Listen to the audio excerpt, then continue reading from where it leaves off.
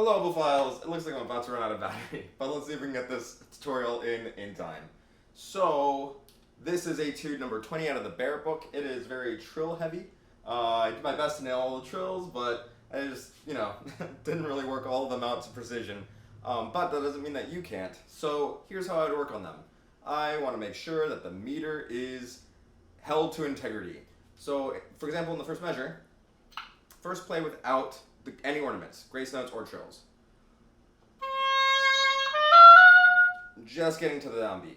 Then add the grace note.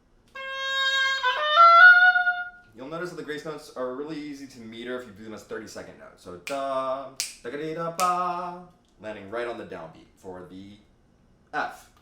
Then you can add the trill, but just add 2 and make sure you're landing on beat 2 so you have plenty of time for the ornament. And when that's comfortable, then you can do like your blah, blah, blah, trill.